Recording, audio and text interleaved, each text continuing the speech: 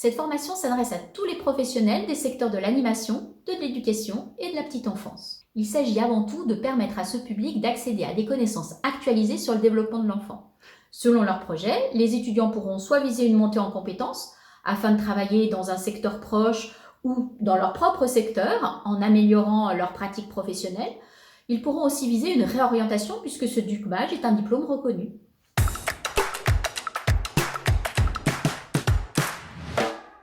La formation est organisée autour de 5 modules qui répondent à des questions que les professionnels de la petite enfance se posent au quotidien dans leur métier.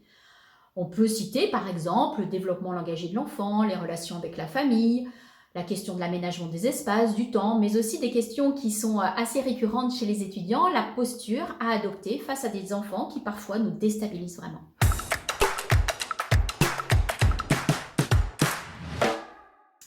En tant que responsable pédagogique, j'ai un réel souci de proposer aux étudiants des apports de haut niveau et des apports très actualisés au regard de la recherche. C'est pour ça qu'ils auront face à eux des enseignants-chercheurs, mais aussi des formateurs experts de ces questions. Durant les sessions, chaque session, des professionnels de terrain viendront aussi faire partager leur expérience, leurs pratiques de terrain.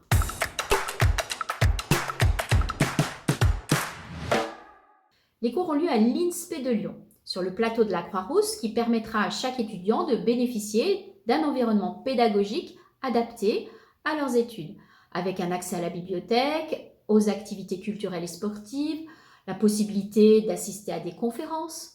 Les sessions de cours ont lieu 2 jours par mois de manière consécutive, un mardi, mercredi ou un mercredi et jeudi, hors vacances scolaires, ceci d'octobre à juillet environ.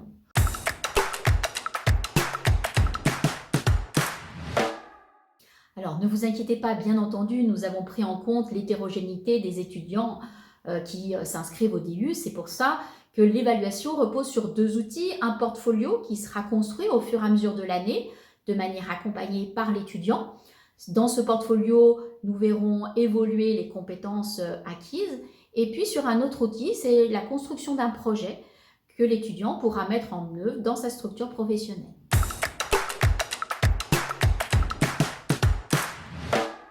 2 modalités d'inscription.